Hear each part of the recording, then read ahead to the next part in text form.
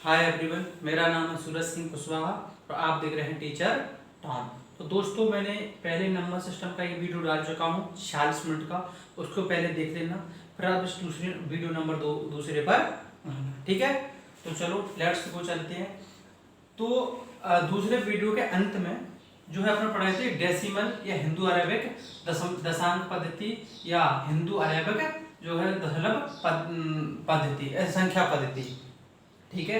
तो उसको पढ़ रहे थे, तो उसके अंदर में ये छूट गया था उसके अंत में, तो इसको अपन देख लेते हैं। देखो, हिंदू आर्य पद्धति में किस प्रकार से अंकों का निर्धारण हुआ है, क्या उसके ऐतिहासिक बैकग्राउंड रहा है, उसको समझने का प्रयास करते हैं, ठीक है। देखो, जैसे सबसे पहले ब्राह्मी में ऐसे लिखे जाते हैं 1 2 3 4 5 6 7 8 इस तरीके से, पर हिंदू में ऐसे लिखे जाते थे नंबर। फिर अरब जब हमारे यहाँ पर आए तो ऐसे प्रगिनती को लिखने लगे, मैं डिजिट दर्शाने लगे, इस प्रकार से डिजिट का उपयोग किया जाता था।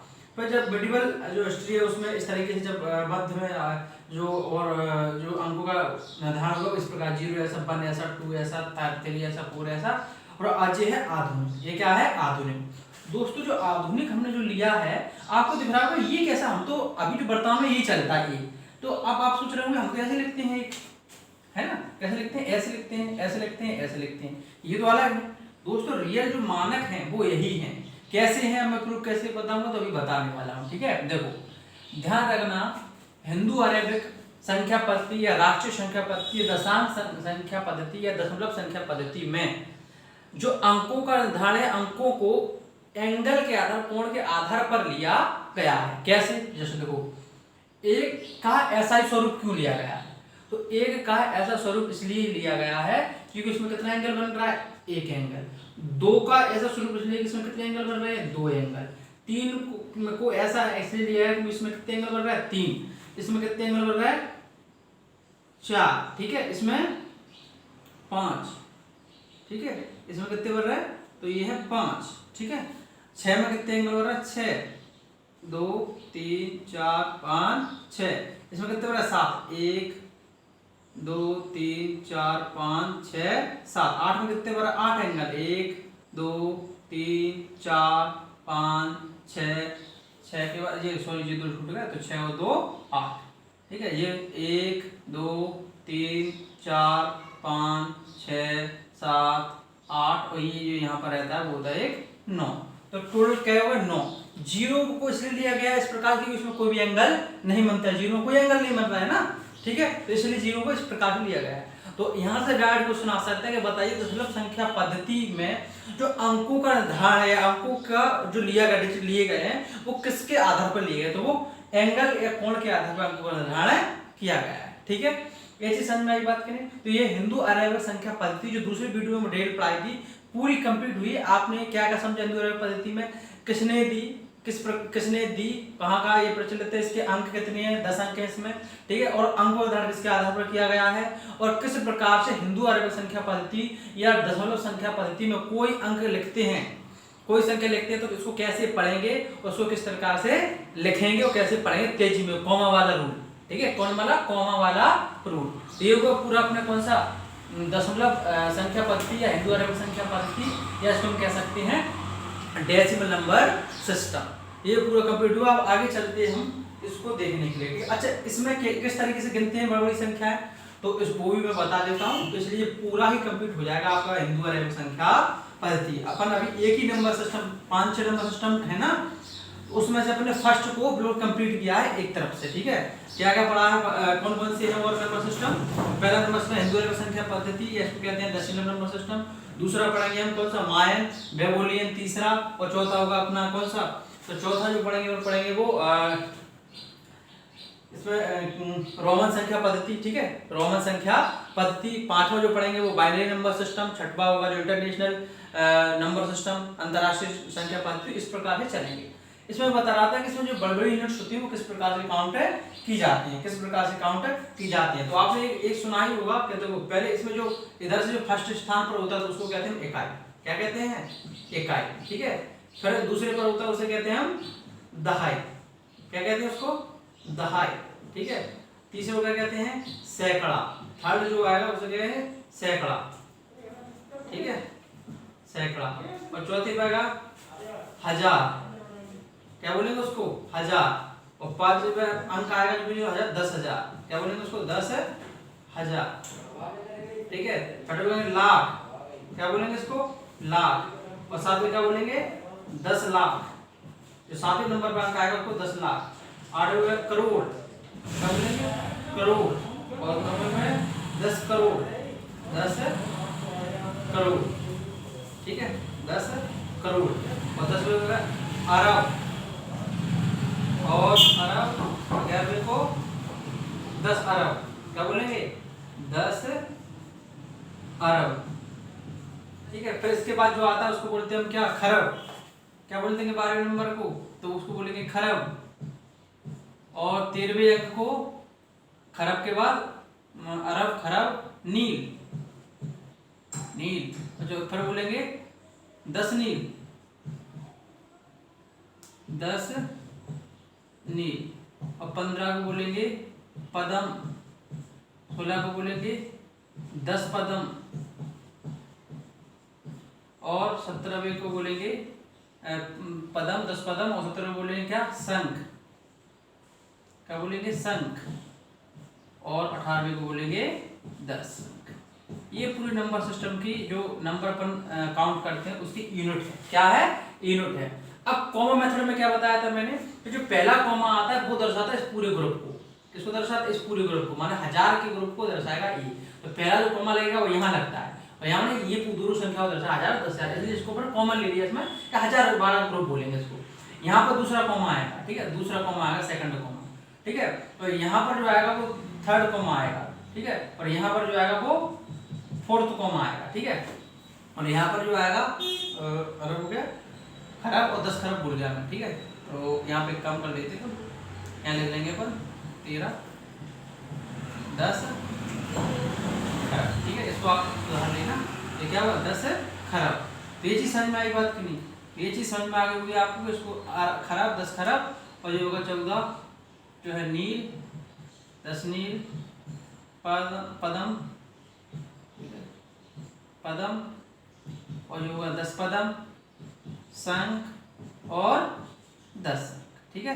तो इस प्रकार से ये कोई यूनिट है। तो अपन ने किस प्रकार से किया था कि अरब को अपन ने चौथे कॉमा पे जो के बाद जो संख्या आती है वो अरब को दर्शाती है, 5 कॉमा होंगे इसमें, तो ये दर्शाती है जो है 5 कितने 5वें कॉमा को, ठीक है, 5 कॉमा आएंगे, 5वां जो कॉमा होगा वो अरब को खरब को दर्शाता है, 6वां कॉमा नील को, 6वां कॉमा नील को, और 7वां कॉमा पदम को, ठीक है, किसको पदम को, ठीक है, और ये जो है जो 8वां कॉमा होगा वो दर्शाएगा शंख को, ठीक है, किसको दर्शाएगा शंख को दर्शाएगा। तो इस प्रकार से हम जो है आगे बढ़ेंगे, ठीक है।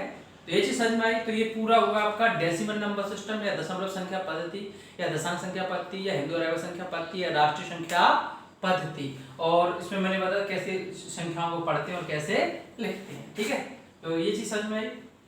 अब आपके बाद जो दूसरा है वो पढ़ने वाले हैं अपन मायन संख्या पद्धति।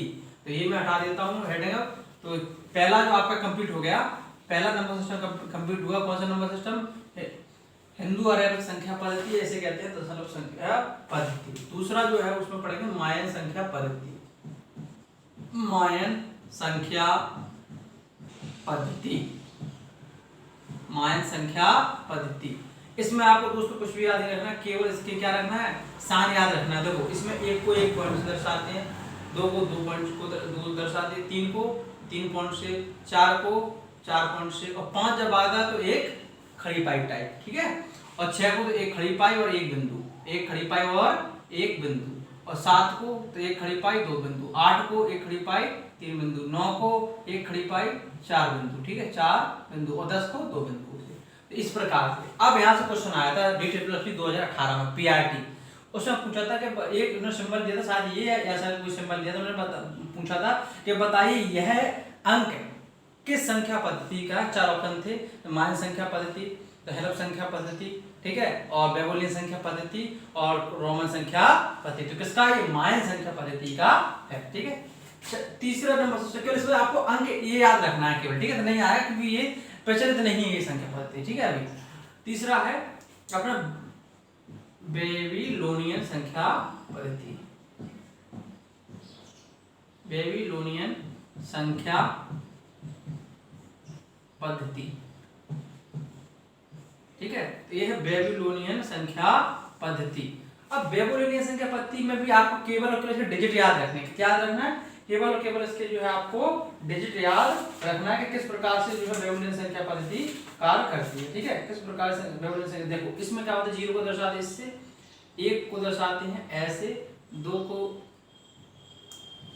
को जो दर्शाया जाता है वो दर्शाया जाता है इस प्रकार से, इसमें एकदम नहीं रहता है, ऐसा रहता है। ठीक है, तो इसको 2 को दर्शाया जाता है और जो है ऐसे 2 बनेंगे चांद, ये अर्धचंद्र चांद टाइप दिखा ना, 2 बनेंगे, तो ये 2 हैं। 3 कैसे दर्शाएंगे, तो आप 3 चांद बनाओगे। ठीक है, ये हो गए 3। ठीक है, और यदि आपको यहाँ पे जो है 10 दर्शाना, तो 10 में कुछ नहीं करना है, तो ये क्या होता है, ऐसा अगर आपने ऐसा चांद बनाया, ये 10 को दर्शाता है। ठीक है, ये 3 को दर्शाता है पूरा, ये 2 को दर्शाता है, ये 1 को दर्शाता है, ये 0 को दर्शाता है। तो ये आपको साइन याद रखने हैं बेबीलोनियन संख्या पद्धति के, क्योंकि जिस प्रकार इससे कुछ ऐसे पूछ सकते हैं। ठीक है, तो इस चीज को लेकर अवेयर रहना, क्योंकि डी प्लस भी वो चीजें पूछता है जो सामान्यतः कोई भी नहीं पूछता है। ठीक है, थोड़ा डिफिकल्ट रहता है डी प्लस भी का। ठीक है, क्योंकि और इनकम भी आपको इतनी अच्छी दे रहा है ना, अभी 50,000 रुपए इनकम होती है उसकी, सैलरी होती है मतलब पर मंथ, तो वो जो है अच्छी चीजें पूछते हैं और आपको इतनी गहराई से पढ़ना है।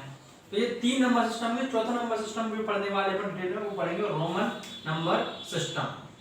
चौथा नंबर सिस्टम होगा रोमन नंबर सिस्टम। ठीक है, रोमन संख्या पद्धति।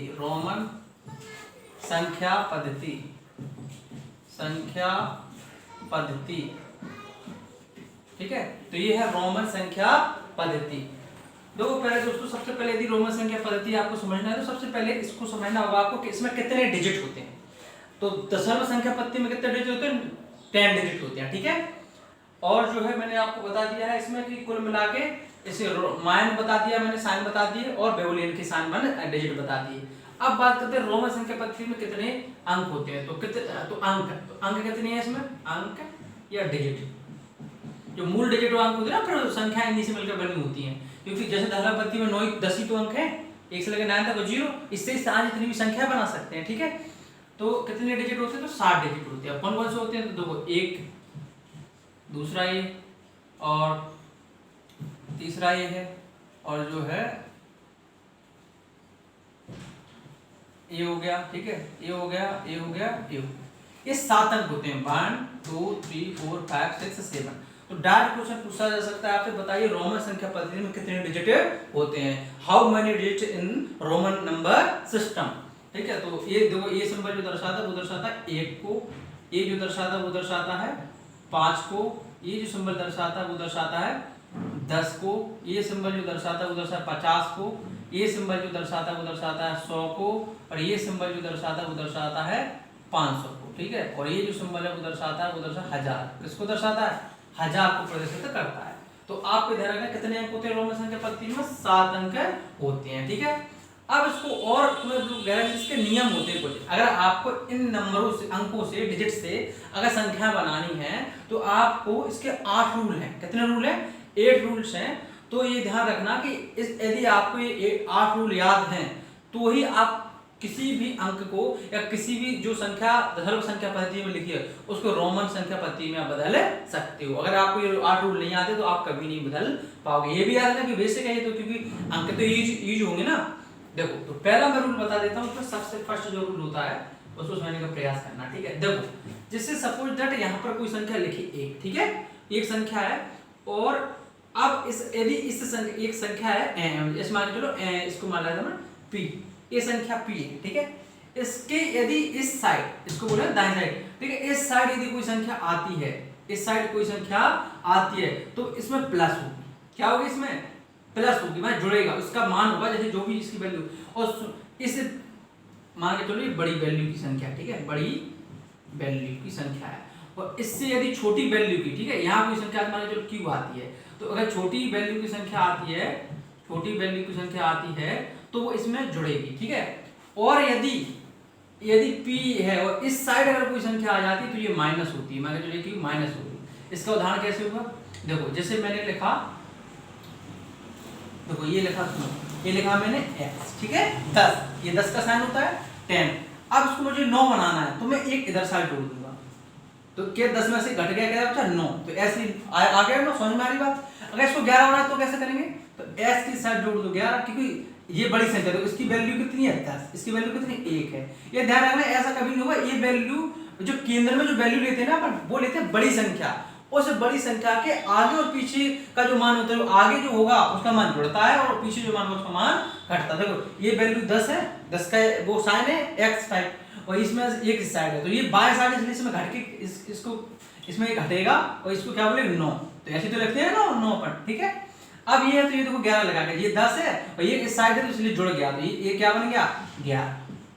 तो पहला साइन समझ में आई, पहली रूल समझ में आया इसका। तो पहला रूल सीधी सी बात है, यदि कोई बड़ी संख्या है, उस बड़ी संख्या बड़ी माने संख्या में डिजिट है, बड़ी वैल्यू का डिजिट रखा बीच में, यदि उसके दाएं साइड कोई छोटी संख्या जुड़ जाती है तो उसका मान जुड़ता है, और यदि इसके बाईं साइड रखा जाती है कोई संख्या तो उसका मान घटता है। तो ये चीज समझ में आ रही बात।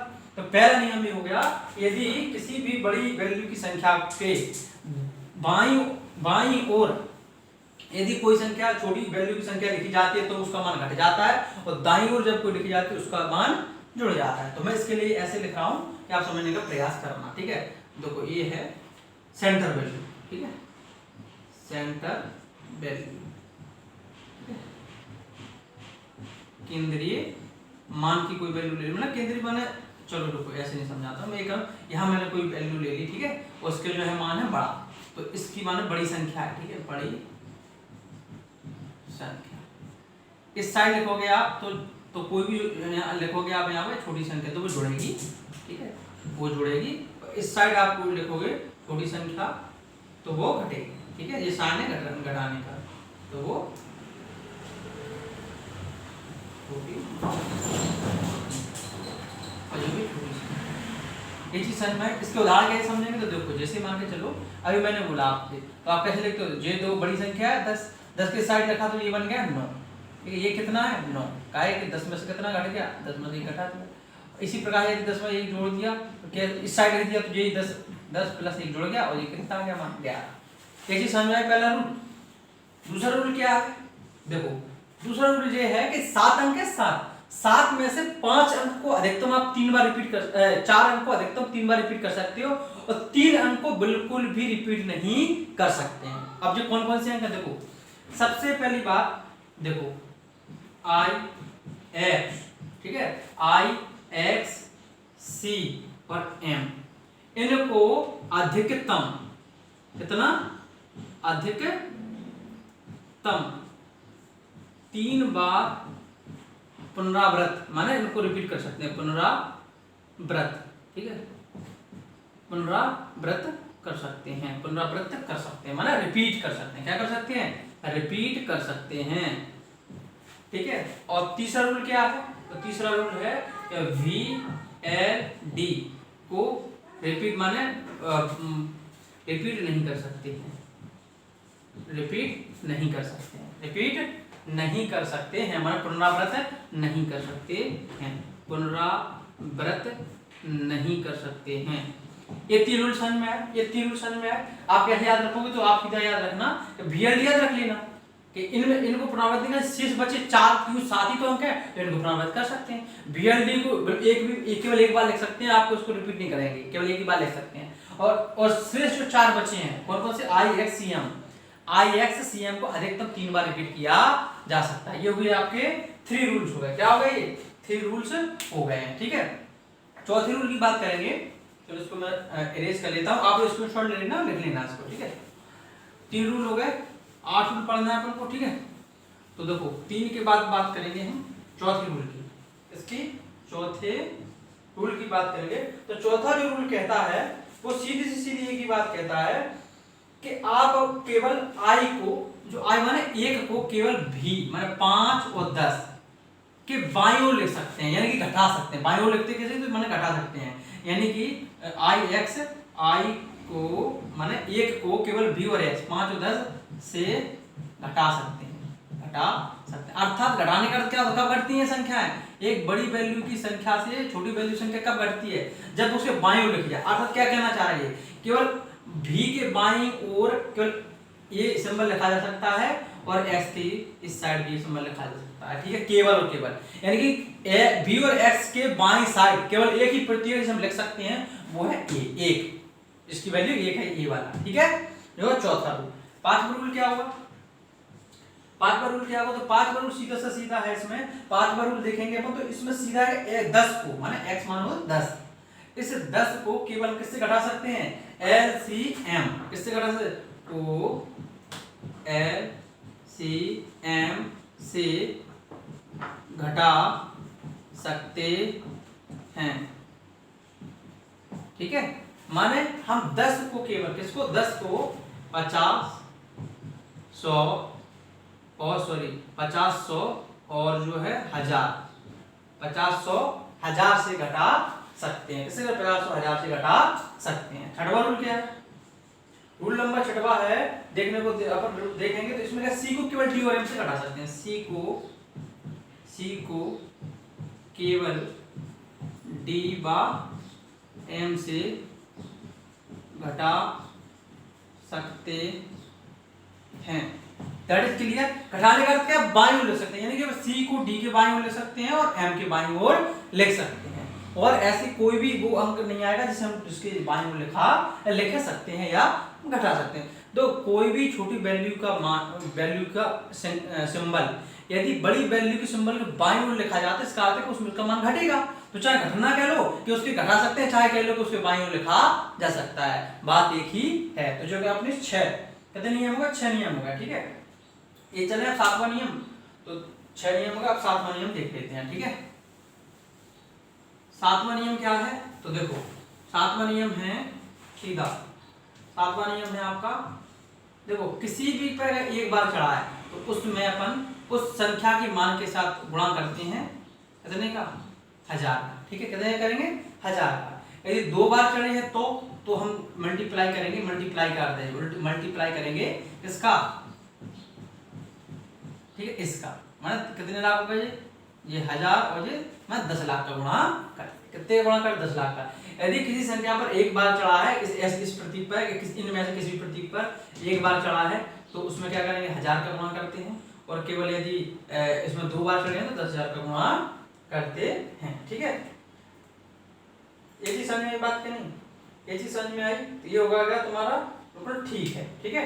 अच्छा एक बात ध्यान रखना, एक चीज और तुम्हें, इस प्रतीक पर कहीं बार नहीं चढ़ेगा, इस पर जो इसको छोड़कर सब पर चढ़ेगा, इस पर कोई भी आप बार नहीं चढ़ा सकते हैं, ठीक है, ध्यान रखना। इसे आई रखा है ना, ये आई पर बार नहीं चढ़ा सकते। क्यों नहीं चढ़ा सकते? इसका पता रीजन क्या है? ये बताओ कि जब अपने अलग से सिंबल आसान कर दिया 1000 के लिए, कितना है? m, तो फिर यदि हम एक पर एक बार चढ़ा तो इसमें कितने गुणा करेंगे? 1000 का, तो ये कितने वैल्यू है? 1000। तो जब आपको बार का सिस्टम मारे तो ये इसका उल्लंघन कर रहा है, तो इसकी वैल्यू तो खत्म ही होगी ना भाई। 1000 को 2 तरीके से लिख सकते हैं, जो कि गलत है ना, एक तरीके होना चाहिए लिखने का। तो m जब 1000 की कोई वैल्यू दर्शाता है तो फिर i पर हम बार चढ़ा के क्यों इसको 1000 ये भी दर्शाएगा, फिर तो 1000, तो इसलिए इस नहीं मतलब इस m की वैल्यू खत्म ना हो, इसलिए हम क्या करें? इस सिंबल पे बार नहीं चढ़ा सकते हैं, ठीक है, ध्यान रखना। और शेष जितने भी सब पे बार चढ़ सकता है, दैट इज क्लियर, ठीक है, ये ध्यान रखना। चलो तो ये 7वां रूल हो गया। अब 8वां रूल क्या है?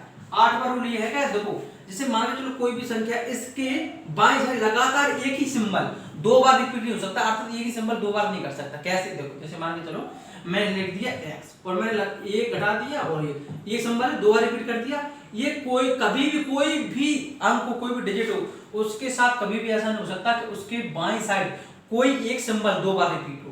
कितनी बार हो? 2 बार रिपीट हो। आगे हो सकता है 3 बार अधिकतम, ये नियम भी है पहला, लेकिन पीछे एक बार से अधिक कोई भी सिंबल रिपीट नहीं होगा। ये चीज समझ में? तो ये 8 अपने क्या हो गए? ये 8 हो गए अपने रोमन संख्या या रोमन संख्या पद्धति के नियम। यदि इन नियमों को आप जानते हो तो दशमलव संख्या पद्धति में या इंटरनेट संख्या पद्धति में लिखी हुई संख्याओं को आप आसानी से रोमन संख्या पद्धति में लिख सकते हो, ठीक है। इसमें लिख सकते हो, रोमन संख्या पद्धति लिख सकते हो। यहाँ तक कोई समस्या? आई होप कि आपको एक तरीके से पूरा समझ में आ गया होगा मैं क्या कर रहा हूं। ये 8 नियम लिख लेना और इन 8 नियमों को जो है टिप ऑफ द टंग रट लेना, ठीक है। कभी भी क्वेश्चन आ सकता है। ये एक ऐसा क्वेश्चन है कि सामान्य बच्चों को नहीं पढ़ाते हैं, क्योंकि उन्हें कोर्स कवर करवाना हो तो मान लो सीधा प्रॉफिट लॉस पढ़ाओ, परसेंटेज पढ़ाओ, सीधा करवाए खत्म। क्योंकि ज्यादातर मैथ जो पढ़ाने वाले टीचर होते हैं वो एसएससी के होते हैं, तो वो तो डायरेक्ट क्या करते हैं कि जो जो आता है, जो पैटर्न है उसी पैटर्न सबको पढ़ाते हैं, समझ रहे। तो इसलिए इस बात का ध्यान रखो, 8 नियम रोमन संख्या के याद रखना है। इन 8 नियमों के आधार पर ही, इन्हें 8 नियमों के आधार पर हम क्या करेंगे, जो है इसमें अंक लिखना सीखेंगे। अब मैं कुछ उदाहरण करा देता हूँ, ठीक है। जैसे आपको लिखना है 125, कितना लिखना है 125। अगर मेरी सलाह मानो तो इसको ऐसे करना कि पहले 100 लिखना है, क्योंकि 100 का डायरेक्ट नंबर पता है, फिर 20 लिखना और फिर 5 ऐसे तोड़ सकते हैं पर स्क्रीन। अच्छा 100 की वैल्यू कितनी होती है, c को 100 बोलते हैं।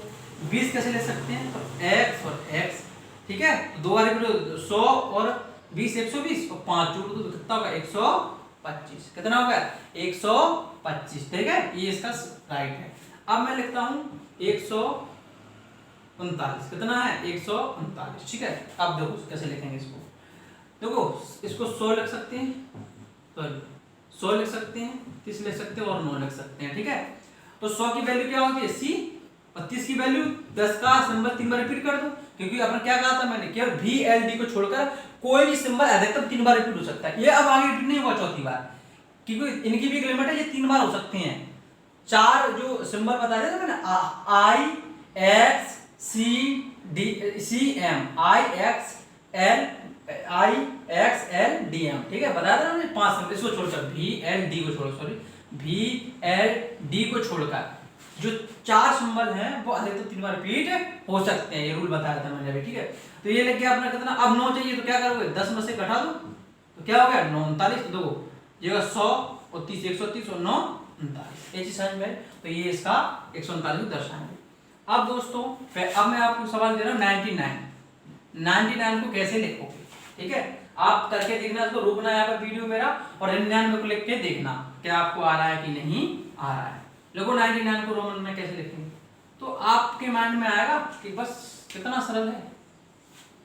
अभी देखो C 2 घटा दो, सॉरी 1 घटा दो, ये सही है, बताओ दोस्तों सही है, बिल्कुल सही नहीं है।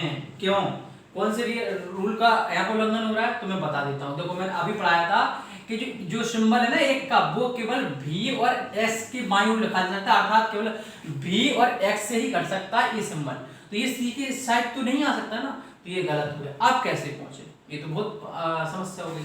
तो देखो हम कैसे करेंगे, पहले 90 तक पहुंचे, फिर नहीं तो 90 कैसे पहुंचेंगे। देखो तो इस पे अभी सही लिख रहा हूं मैं, तो 90 तक C हो गया, इसमें से साइड X तो लिख ही सकते हैं, बताया था ना मैंने कि देखो X कैसे कर सकता है, X करता है LCM से, बताते ये नियम X है वो LCM में, L माने 50, C माने 100, M माने 1000 से ये घट सकता है, तो ये लिख जाए। तो जो 100 में 10 है कितना है, ये वैल्यू कितनी लिखी 90, कितनी लिखी है ये 90। अब 8 तक जाना तो 8 तो लिख ही लोगे ना आगे, ये कितने हो गए 8, तो 90 और 8 98, ये इसका बिल्कुल सही है। 9 लिख दो, सॉरी 98 99 मैंने, तो 9 तो लिख ही लोगे ना, तो ये क्या हो गया 99, ये 90 प्लस 9, तो ये कितना हो गया 99, ये बिल्कुल सही है। और 99 गलत है, क्यों गलत है, क्योंकि इस नियम का उल्लंघन हो रहा है, ठीक है। और प्रैक्टिस देखते हैं अपन, ठीक है, करके और प्रैक्टिस करवाता रहता हूँ, 2-4 और करवा देता हूँ, फिर उसके बाद चलते। चलो एक बार वाला कराता हूँ। जैसे मुझे लिखना है 5000, कितना लिखना है 5000, 5000 को बदलू, 5000 को बदलो, तो कुछ नहीं करना है आपको, मैंने क्या बताया था, इतनी बड़ी संख्या तो पहुंच नहीं पाएंगे बाबू से, तो सीधी बात है कैसे ले सकते हैं, चलिए दिमाग लगाओ। इसमें पहले 1000 बाहर निकालो, क्योंकि 1000 के लिए अपने पास क्या है, एक बार है, तो 1000 निकालिए, ठीक है। 1000 के किसके साथ गुणा, 5 के साथ, 5 × 1000 गुणा तो 5000, तो 5 का सिंबल ले लो, क्या कर लो, 5 का सिंबल क्या होता है, ये ऐसा होता है ना, इस पर क्या चढ़ा दो बार, लिख गए 5000। ये चीज समझ में आ रही बात के ना। जैसे आप किसी ने कहा 10,000 का बताओ, ऐसे करोगे ना, तो पहले 1000 बाहर करो, तो 10 × 1000, ठीक है, क्योंकि 1000 की वैल्यू क्या के बराबर आती, एक बार के बराबर, ठीक है, एक बार के बराबर, तो 10 और पे बार। अब ये तो मैंने लिख दिया, वैसे इसका सिंबल रोमन में लेना आपको, तो रोमन में 10 क्या होता है, x पे बार, ये हो गया आपके 10,000। ये चीज समझ में आ रही बात, ये चीज समझ में आ रही कि नहीं आ रही बात, तो ये क्लियर समझ में आनी चाहिए। अब आप क्या करना, कक्षा 6 की एनसीईआरटी किताब उठाना, उसमें बहुत सारी चीजें नियम सब दिए हुए हैं, उसमें प्रैक्टिस के लिए दिए हुए हैं, वरना कुछ क्वेश्चन मैं भी दे रहा हूं, तो आप करके जो है मुझे कमेंट बॉक्स में बताएंगे कि इसका सही रोमन में क्या होगा, ठीक है, कमेंट बॉक्स में छोड़ देंगे या मुझे व्हाट्सएप कर देना, कुछ क्वेश्चन में जो है आपको देने वाला हूं, ठीक है। तो मेरा जो पहला क्वेश्चन है वो है आपका 1323। दूसरा है 1498, ठीक है। तीसरा है 599, ठीक है। और चौथा जो ऑप्शन है क्वेश्चन है, उस क्वेश्चन को कहेंगे 49,064, ठीक है। तो 49, अच्छा चलो 4964 कर लो, ठीक है। चौथा ये चीज समझ में आई। तो ये 4 ऑप्शन आप सॉल्व करोगे और इसको मुझे या तो मुझे व्हाट्सएप पर सेंड कर देना या इसको उसमें कमेंट बॉक्स में लिख जाए तो कमेंट बॉक्स में लिख देना, ठीक है। तो इस प्रकार से हमने देखा कि किस प्रकार से हम जो है रोमन संख्या पद्धति को लिख सकते हैं और पढ़ सकते हैं, ठीक है। आगे आप देखो, जब अपने 2 पढ़ ली नंबर सिस्टम, कौन कौन से, दशमलव संख्या पद्धति और रोमन संख्या पद्धति, ठीक है। तो दशमलव संख्या पद्धति, रोमन संख्या पद्धति में अंतर देख लेते हैं। क्या देख लेते हैं? अंतर, ठीक है। तो यहाँ पर एक काम करते हैं, कुछ इसको अंतर देखते हैं, ठीक है। दोनों में अंतर देख लेते हैं, ठीक है। तो यहाँ मैं लग रहा हूँ रोमन, ठीक है, और यहाँ सब डेसिमल। हिंदी वाले लिख लेंगे ना तो आप तो समझ जाओगे, रोमन माना रोमन ही होता है और डेसिमल माना दशमलव पद्धति। कौन सी पद्धति? दशमलव या दशांक, दशमलव पद्धति, ठीक है। इनमें हम डिफरेंस देखेंगे, ठीक है। क्या देखेंगे? डिफरेंस देखेंगे, ठीक है। देखो सबसे पहली बात अंक, क्या है? अंक। कितने अंक है इसमें? 10 डिजिट है। कौन कौन से हैं? 1 2 3 4 5 6 7 8 9 और ये 0, ठीक है। सॉरी से 0 तो लेके आया, कोई दिक्कत नहीं, ये हुई, ठीक है। ये जो है अपने कितने हुए? जो है 10 अंक हुए, ठीक है। तो 10 अंक है टोटल। तो कितने अंक है? 10 अंक है, ठीक है। ये आपको समझ में आ गया होगा। ये केवल कितने अंक है? 10 अंक है, ठीक है। पता है कितने हैं? डिटेल में पढ़ा दिया। और रोमन में कितने हैं? रोमन अंक कितने हैं? मूल रूप से 7 ही तो हैं, ठीक है। 7 अंक है।